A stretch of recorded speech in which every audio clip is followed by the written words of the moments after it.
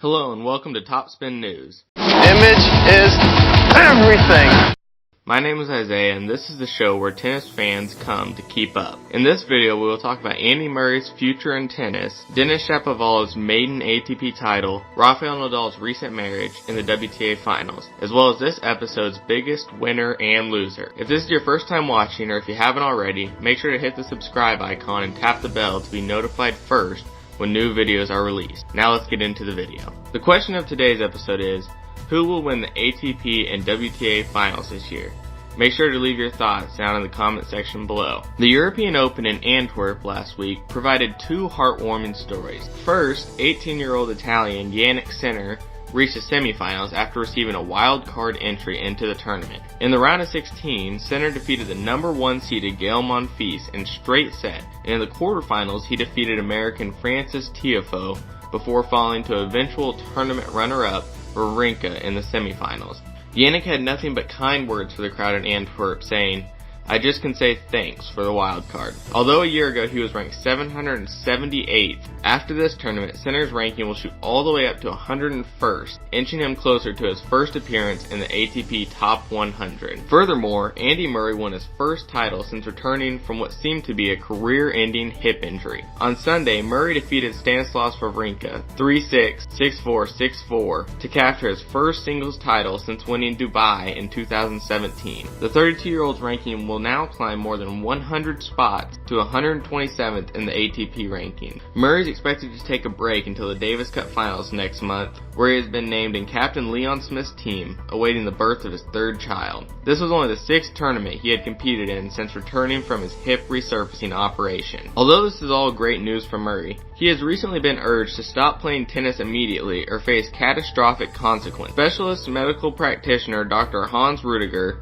has warned Murray to stop playing because of the negative consequences he has observed firsthand. He said the operation is known as Birmingham hip resurfacing. In the implanted prosthesis, two metal surfaces rub against each other. This poses the threat of cobalt poisoning in the blood if he continues to play tennis. I hope that Murray seeks the opinion of another specialist and makes the right decision for his career. In Stockholm, Denis Shapovalov won his maiden ATP Tour title, becoming the first Canadian tennis player to win the ATP 250 event. However, to provide a little context, Shapovalov had a very easy path to the finals, getting to play the 88th, 107th, and 175th ranked players in the world, as well as the 46th ranked Filip Krajinovic in the finals. To be fair, he won all of these matches in straight sets, the closest set being a tiebreaker against Alexei Popyrin in the round of 16. In the championship match, Shapovalov broke Krajinovic once in each set and saved one break point while cruising to a 6-4, 6-4 victory. After winning, Shapovalov said, "This tournament started the year my mom was born, so it has a great history, and it is amazing to be the first Canadian to win it." He went on to say, "I have seen all the amazing names up on the board, so it'll be nice to see my name up there as well." Later, when asked about what to expect from the next gen in 2020, Shapovalov said, "I'm sure that next season there are going to be a lot of upsets. Obviously the big three, they're still playing really well, but I think sooner or later we're going to dethrone them." With respect to the Canadian, I think he should focus on winning tournaments against top ATP players before talking about dethroning the likes of Roger Federer, Rafael Nadal, and Novak Djokovic. Shapovalov now has 101 titles less than Federer, 83 less than Nadal, and 75 less than Djokovic. Speaking of the Spaniard Nadal, he recently married his longtime girlfriend Izisa Parello.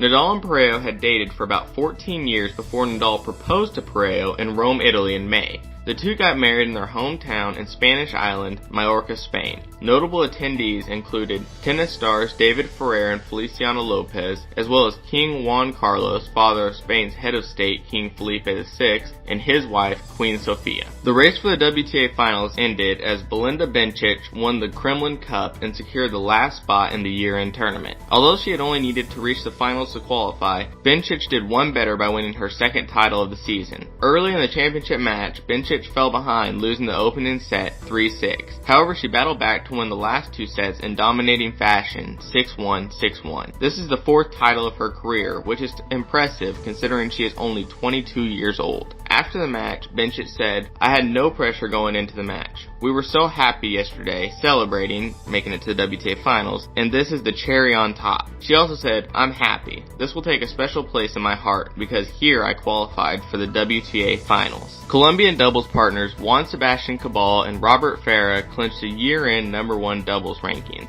becoming the first South American duo to do so since 1986.